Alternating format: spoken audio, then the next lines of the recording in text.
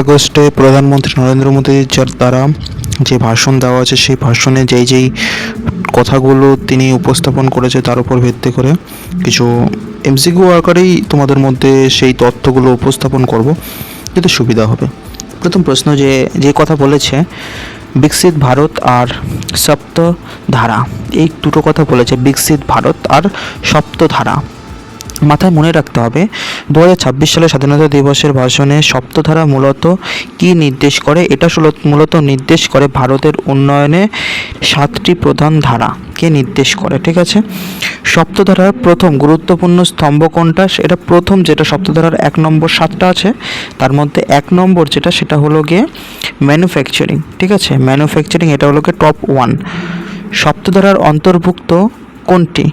সপ্তধারার অন্তর্ভুক্ত 5টি। ম্যানুফ্যাকচারিং, ঠিক আছে, manufacturing, agriculture and fruit production, technology and innovation, defence আর সফট পাওয়ার, এগুলো সব সপ্তধারার আন্ডারেই পড়ছে। ওকে, ঠিক আছে, অপশান ডি হবে সঠিক উত্তর, 5টি। হ্যাঁ, সপ্তধারার মূল লক্ষ্য কোন বৃহত্তম ধারার সঙ্গে সবচেয়ে বেশি সম্পর্কিত?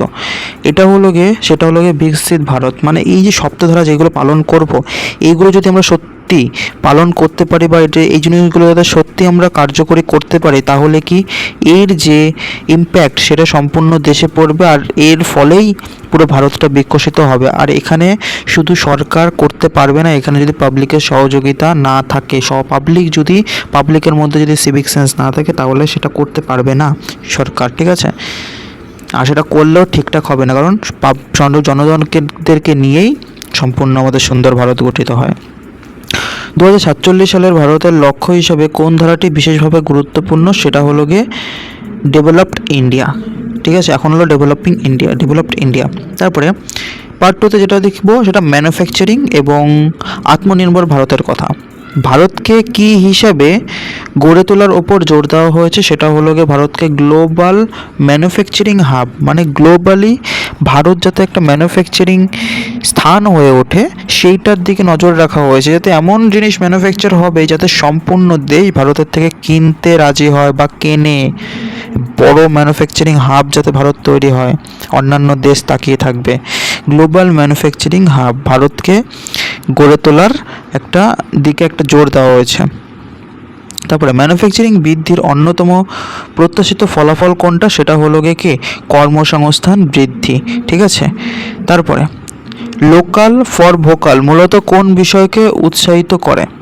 লোকাল ফর ভোকাল মানে তোমার ভোকাল মানে আমার গলার যে শব্দ, গলার যে আওয়াজ, সেটা একমাত্র তুমি তোমার লোকালে যে সমস্ত শিল্প আছে সেই শিল্পের জন্য তুলে ধরবে, সেই শিল্পকে সাপোর্ট করবে। তুমি যেখান থেকে ভিডিওগুলো দেখছো, সেই এলাকার যদি কোনো ঐতিহ্যবাহী শিল্প থাকে, সেই শিল্পকে মরে যেতে দেবে না। সেই শিল্প কাজে যারা যুক্ত আছে তাদেরকে সহযোগিতা করবে, তাদের পাশে থাকবে, যাতে তারা সেই কাজটা করতে আরও ভালো হয় সেই জন্য, এবং তার জন্য গলার আওয়াজটাও করবে, তার ভোকাল কর্ড দিয়ে তোমরা তাদের সাবাসীও দেবে। ঠিক আছে, যাতে তার নিজের পণ্য তাদের মনে জোর পারে এবং সাথে কাজ করারও যেই ঐতিহ্যটা সেটা বজায় থাকে। দেখো, দেশীয় পণ্য ও উৎপাদন, সেই জন্যে ভোকাল ফর লোকালের জন্য। এবার আমাদের সম্পূর্ণ দেশের সাপেক্ষে লোকাল কি? আমাদের দেশের ম্যানুফ্যাকচারিং, আমাদের দেশের সৌন্দর্য, আমাদের দেশের বিভিন্ন শিল্প, আমাদের দেশের কালচার, এটা হলো আমাদের লোকাল। আর এইগুলোই আমরা ভোকাল করে তুলে দেবো আমাদের গলার মাধ্যমে, যেটা সম্পূর্ণ দেশ বিদেশে।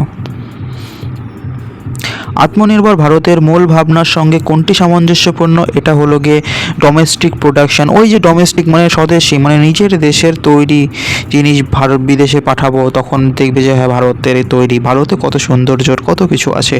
নিম্নলিখিত কোন ক্ষেত্রগুলিতে দেশীয় উৎপাদন বাড়ানোর ওপর গুরুত্ব দেওয়া হয়েছে? সেটা হলো গিয়ে সবগুলো। ডিফেন্সের দিক থেকেও আমরা চেয়েছি যে আমরা সম্পূর্ণ বিশ্বে যাতে আমাদের নাম হয়, ইলেকট্রনিক্সের দিক থেকেও এবং সেমিকন্ডাক্টরের দিক থেকেও, এনার্জির দিক থেকেও, সেমিকন্ডাক্টরের দিক থেকে যাতে নাম হয়, সেই জন্য আমরা কিন্তু বিভিন্ন বিদেশি কোম্পানিকে আকৃষ্ট করার চেষ্টা করছি, যাতে আমাদের দেশে এসে তারা কাজ করার আগ্রহ জাগায়। এবার এখানে কিন্তু সরকার সম্পূর্ণ পারবে না যদি পাবলিকের যদি সেরকম বিচারধারা, সেরকম দেশভিত্তিক বিচারধারা না থাকে। আমরা যদি সরকারের সাথে না থাকি তাহলে সেই জিনিসটা হবে না। সরকার উদ্যোগ নিতে পারে, কিন্তু সেই উদ্যোগে পুরো দেশকে দাঁড়িয়ে থাকতে হবে, সেই দেশকে পাশে থাকতে হবে, সেই জনগণকে পাশে থাকতে হবে।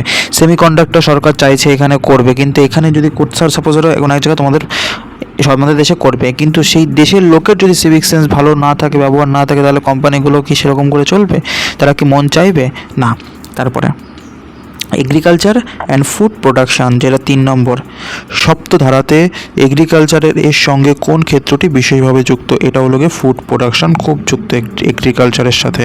ঠিক আছে। ফুড প্রসেসিং বৃদ্ধির একটি সম্ভাব্য সুবিধা কি? ফুড প্রসেসিং বৃদ্ধির, ঠিক আছে, এটা হলো গিয়ে ভ্যালু অ্যাডিশন, এটা হলো গিয়ে একটা সুবিধা। কৃষি ও ফুড প্রসেসিংয়ের উন্নয়নের সঙ্গে কোন বিষয়টি সরাসরি সম্পর্কিত? এটা হলো গিয়ে ফার্মার ইনকাম। এই যে ফুড প্রসেসিং এর সাথে সম্পর্কিত ফার্মারের ইনকাম। কৃষিক্ষেত্রে উৎপাদনশীলতা বৃদ্ধির সঙ্গে সঙ্গে কোনটি সম্পর্কিত? এটা হলো গিয়ে ফুড সিকিউরিটি। ঠিক আছে। টেকনোলজি, এআই অ্যান্ড সেমিকন্ডাক্টর কি বলছে?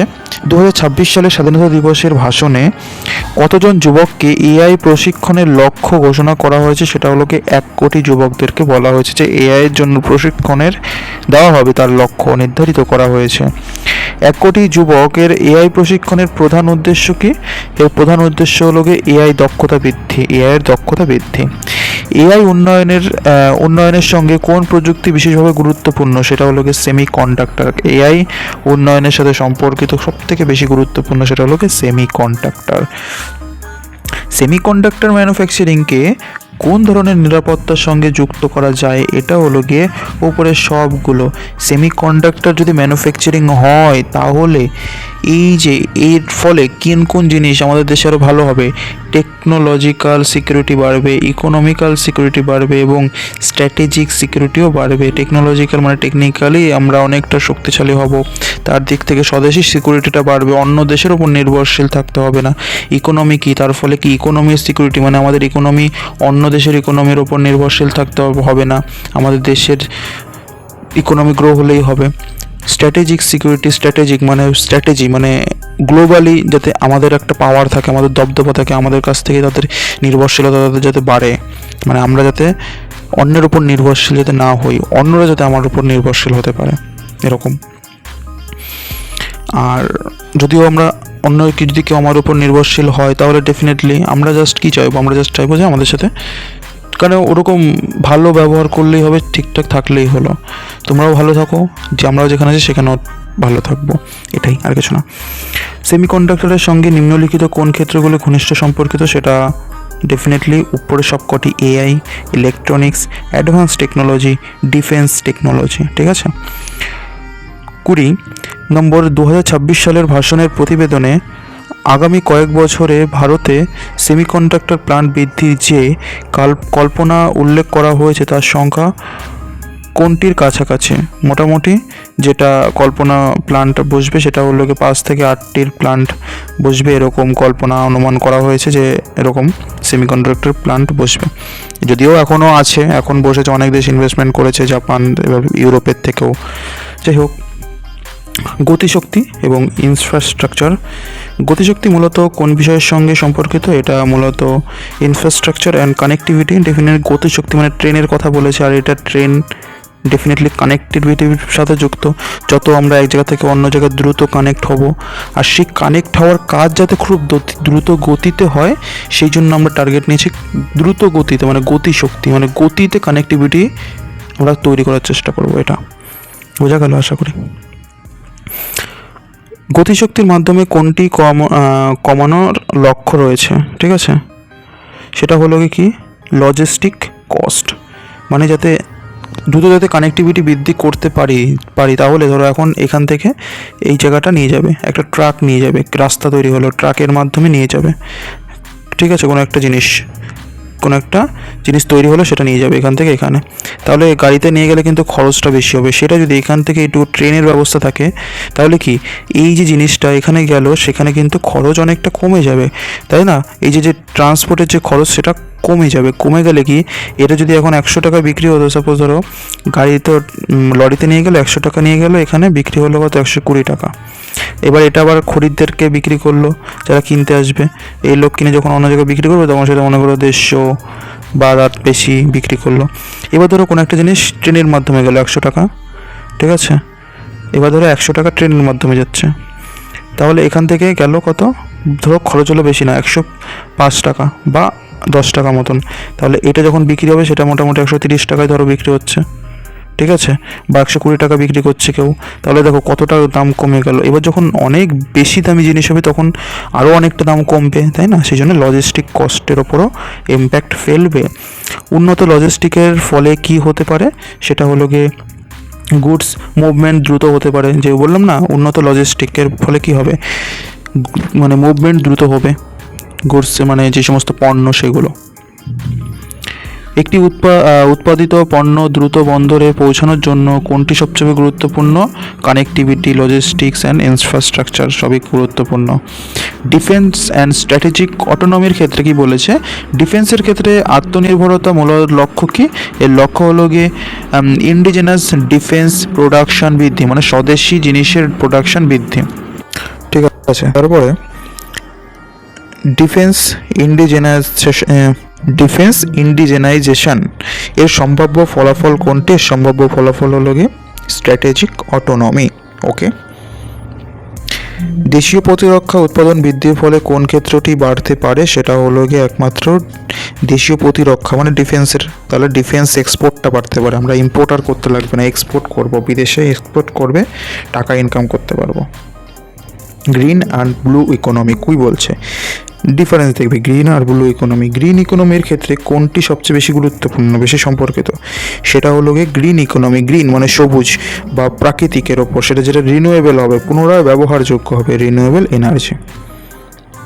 ব্লু ইকোনমি মানে ব্লু মানে নীল, মানে কি জলের ওপর, অ্যাকচুয়ালি এটা কি ওশান রিসোর্স, মানে সমুদ্রের থেকে যে জিনিসগুলো পাই, সমুদ্রের তলের থেকে বা সমুদ্র থেকে যে জিনিসগুলো পাই, যেগুলো আমাদের ইকোনমিতে কাজে লাগে, ইকোনমি গ্রোথে ইম্প্যাক্ট ফেলে, যেরকম ফিশারি, মাছ, এগুলো যখন আমরা সমুদ্র থেকে প্রচণ্ড পরিমাণে তুলে যখন বিদেশে অন্যান্য দেশে বিক্রি করে টাকা উপার্জন করব, সেই টাকা কিন্তু আমাদের দেশের ইকোনমিতে ইম্প্যাক্ট ফেলবে, দেশের গ্রোথে ইম্প্যাক্ট ফেলবে। সেরকমই ধরো বিভিন্ন ওশানে যদি আমাদের তেল পাওয়া যেত, সেই তেল যদি আমরা বিক্রি করলে তাহলে সেই যেই টাকা পেতাম, সেই টাকার ইম্প্যাক্ট কিন্তু আমাদের ইকোনমিতে প্রভাব ফেলতো, ইকোনমিক গ্রোথে প্রভাব ফেলতো। সেরকমই সেই জন্য ব্লু ইকোনমি মানে আমরা মাছের দিক থেকে বা অন্যান্য যে সমস্ত দিক আছে সেগুলোর ওপরে ফোকাস দেব, যাতে সেগুলো থেকে আমরা টাকা ইনকাম করে আমাদের ইকোনমিক গ্রোথ হয়। গ্রিন ইকোনমির একটি গুরুত্বপূর্ণ লক্ষ্য হলো কি সাস্টেনেবিলিটি। ওকে, গ্রিন ইকোনমি, গ্রিন মানে এটা হলো গিয়ে প্রকৃতি, মানে যেই জিনিস পরিবেশ দূষণ ঘটাবে না, যে জিনিস পুনরায় ব্যবহারযোগ্য হবে, রিইউজেবল হবে, এরকম ব্যাপার, বা রিনিউয়েবল এনার্জি, ঠিক আছে। দেখো, গ্রিন অ্যান্ড ব্লু ইকোনমির উন্নয়নের দুটি বিষয়কে শক্তিশালী করতে পারে, সেটা হলো গিয়ে এনার্জি সিকিউরিটি আর মেরিটাইম ইকোনমিকে। ওকে, সফট পাওয়ার বলতে অ্যাকচুয়ালি এটা বলছে কোনটা, অ্যাকচুয়ালি অনেকের মনে প্রশ্ন, সফট পাওয়ার বলে, সফট পাওয়ার, কিন্তু সফট পাওয়ার কোনগুলো? সেগুলো হলো কি সবগুলো, যোগা, এগুলো কিন্তু একটা সফট পাওয়ার, কালচার, সিনেমা, এগুলো একটা আমাদের সফট পাওয়ার। যত যোগা ধরো আমাদের জিনিস, এটা যখন বিদেশে ছড়াতে পারবো তখন কি আমাদের যে পাওয়ারটা সেটা সবাই জানবে যে হ্যাঁ, যোগা কোথা থেকে এসেছে, ইন্ডিয়া থেকে। কালচার, ইন্ডিয়ার কালচারগুলো খুব সুন্দর। সিনেমা, আমাদের এই সিনেমা খুব যদি ভালো হয় তাহলে কি বিদেশে নাম হবে যে হ্যাঁ, এটা ভারতীয় সিনেমা খুব ভালো সুন্দর হয়, তাহলে আমাদেরই নাম হবে। এগুলো হলো সফট পাওয়ার, আমাদের দেশীয় কথা সেগুলো বিদেশে আস্তে আস্তে সফট মাধ্যমে প্রবাহিত হচ্ছে। সফট পাওয়ারের উদ্দেশ্য কি? এর উদ্দেশ্য হলো আন্তর্জাতিক ক্ষেত্রে ভারতের প্রভাব বৃদ্ধি। ডেফিনেটলি সফট পাওয়ার কোন শক্তির পরিপূরক? এটা হলো গিয়ে শুধু হার্ড পাওয়ারের পরিপূরক। Energy security and nuclear power কি বলছে? এনার্জি সিকিউরিটির সঙ্গে সম্পর্কিত সেটা হলো গিয়ে সেটা সবগুলো, নিউক্লিয়ার এনার্জি, রিনিউয়েবল এনার্জি আর গ্যাস ইনফ্রাস্ট্রাকচার। এটাও 2047 সালে নিউক্লিয়ার পাওয়ার ক্যাপাসিটির যে লক্ষ্য 47 সালের মধ্যে নিউক্লিয়ার পাওয়ার ক্যাপাসিটির যে লক্ষ্য, সেটা 2026 সালের ভাষণে কত বলা হয়েছে? 100 গিগাওয়াট। এই 100 গিগাওয়াট ইলেকট্রিসিটি আমরা শুধুমাত্র টার্গেট হলো নিউক্লিয়ার পাওয়ারের মাধ্যমেই তৈরি করব। বাকি যেটা আছে সেগুলো যে আছে না এনার্জি সিকিউরিটির ব্যাপারে, যেগুলো রিনিউয়েবল এনার্জি, গ্যাস ইনফ্রাস্ট্রাকচার, এইগুলোর মাধ্যমে যেটা তৈরি হবে বিদ্যুৎ, সেটা তো আলাদা। জাস্ট টার্গেট আছে নিউক্লিয়ার এনার্জির মাধ্যমে আমরা যাতে 100 গিগাওয়াটে পৌঁছতে পারি। নিউক্লিয়ার এনার্জি বাড়ানোর অন্যতম কৌশলগত কারণ হলো কি অন্যতম কৌশলগত কারণ এনার্জি সিকিউরিটি, ঠিক আছে। ক্রিটিক্যাল মিনারেল, নিম্নলিখিত কোনটি ক্রিটিক্যাল মিনারেল উদাহরণ, সেটা হলো কি সবগুলো লিথিয়াম, কোবাল্ট, নিকেল, এগুলো সব ক্রিটিক্যাল মিনারেল।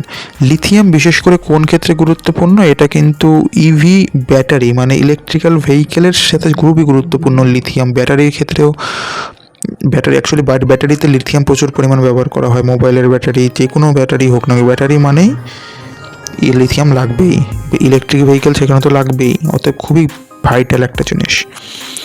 ক্রিটিক্যাল মিনারেলের গুরুত্বপূর্ণ কোনটি সবচেয়ে বেশি সম্পর্কিত, মানে ক্রিটিক্যাল মিনারেলের গুরুত্ব কোনটির সঙ্গে সবচেয়ে বেশি সম্পর্কিত, সেটা হলো গিয়ে energy transition, advance technology, strategic autonomy, তিনটের সাথে। ক্রিটিক্যাল মিনারেলের ক্ষেত্রে অতিরিক্ত বিদেশি নির্ভরতা কমানোর উদ্দেশ্যে কি করা হয়েছে, স্ট্র্যাটেজিক অটোনমি বৃদ্ধি, বিদেশি যাতে নির্ভরশীলতা বেশি না থাকে বিদেশি শক্তির ওপরে। এবার ইউথ অ্যান্ড এডুকেশন, যুবকদের জন্য এআই ট্রেনিংয়ের পাশাপাশি আর কোন উদ্যোগের কথা বলা হয়েছে, সেটা বলা হয়েছে ফ্রি অনলাইন কোচিং দেবে সেন্ট্রাল গভর্নমেন্ট যারা কম্পিটিটিভ এক্সামের জন্য পড়াশোনা করছে, এই ব্যাপারে বলেছে। বিষয়টা একটা প্রশ্ন উঠে দাঁড়াবে, সেটা কতটা কার্যকরী হবে, সেটা কতটা যারা কন্টাক্টে থাকবে তারা কতটা বুঝতে পারবে সেই বিষয়টা। ফ্রি অনলাইনে কোচিংয়ের মূল লক্ষ্য কারা, এরা হলো গিয়ে মূল লক্ষ্য হলো গিয়ে যারা প্রতিযোগিতামূলক পরীক্ষা দেবে তাদের। এআই স্কিল ডেভেলপমেন্টের সঙ্গে কোন সরকারি কোনটি সরাসরি সম্পর্কিত, সেটা হলো গিয়ে ডিজিটাল কম্পিটিশন, এটা হলো গিয়ে খুব গুরুত্বপূর্ণ। ইন্টারনাল সিকিউরিটি অ্যান্ড নাক্সালিজমের ব্যাপারে কি বলেছে, দিমাগি নকশাল শব্দটা ইউজ করেছে নরেন্দ্র মোদীজি। শব্দটি মূলত কোন বিষয়কে নির্দেশ করে, এটা অ্যাকচুয়ালি নকশাল মতাদর্শের ভিত্তিক বা আদর্শগত সমর্থক যারা, তাদের ব্রেনে যে ঢুকে আছে সেই জিনিসটাকে গোড়ার থেকে শেষ করতে হবে। অনলি তো নকশাল এরিয়া তো শেষ করে গেছে, জিরো হয়ে গেছে, এখন জিরো হয়ে গেছে, নকশাল স্টেট জিরো এরকম হয়ে গেছে, কিন্তু মানুষের মধ্যে যে নকশাল বিচারধারা আছে সেই জিনিসটা এখনও পর্যন্ত আছে, সেই জিনিসটা দিমাগি নকশাল কথাটা উল্লেখ করেছে, সেটাকে হাঁটাতে হবে। নকশাল প্রভাবিত অঞ্চলে দীর্ঘমেয়াদী সমাধানের জন্য কোন সম্বন্ধটি সবচেয়ে কার্যকর, সেটা হলো গিয়ে সিকিউরিটি দিকে ফোকাস রাখতে হবে, ডেভেলপমেন্ট করতে হবে এবং গভর্নেন্সের দিকে ফোকাস রাখতে হবে। Global India and trade, made in India এটা গ্লোবাল মার্কেটে যাবে, এই ধরনের মূল লক্ষ্য কি, মূল লক্ষ্য হলো গিয়ে ভারতীয় পণ্যের আন্তর্জাতিক বাজারের সম্প্রসারণ।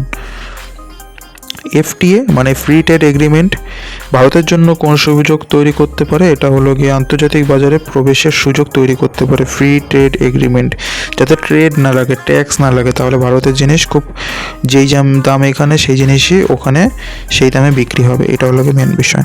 তাহলে কি তারা বিদেশিরা ভারতীয় পণ্য প্রচুর পরিমাণে কিনবে, অতএব আমরা উপার্জন করতে পারবো টাকা। মিক্সড কারেন্ট অ্যাফেয়ার যেটা বলছে যে নিচের কোন সমষ্টিটি 2026 সালের স্বাধীনতা দিবসের ভাষণের মূল ভাবনার সঙ্গে সবথেকে বেশি গুরুত্বপূর্ণ, সেটা হলো গিয়ে সবগুলোই, এআই, সেমিকন্ডাক্টর, ম্যানুফ্যাকচারিং, ইউথ, সবগুলো একটার সাথে ইন্টারলিঙ্ক। আত্মনির্ভর ভারত এটা তখনই তৈরি হবে যতগুলো এগুলোও থাকবে কন্টাকে। Energy security, defence, agriculture, green and blue economy, soft power, এগুলো সবই কিন্তু আমাদের দেশকে বিকশিত করার ক্ষেত্রে একটার সাথে আরেকটা ইন্টারলিঙ্ক আছে, সবাই কিন্তু একের অপরের সাথে চেন আকারের যুক্ত আছে, ঠিক আছে। এটা লাস্ট প্রশ্ন, যে নিচের কোনটি বিকশিত ভারতের সামগ্রিক দৃষ্টিভঙ্গিকে সবচেয়ে ভালোভাবে প্রকাশ করে, সেটা হলো গিয়ে শুধু এগ্রিকালচার ডেভেলপমেন্ট, এটা ঠিক আছে। অবশ্যই এগুলো মনে রাখবে, সবাই ভালো থাকবে, সুস্থ থাকবে। জয় হিন্দ, বন্দে মাতরম।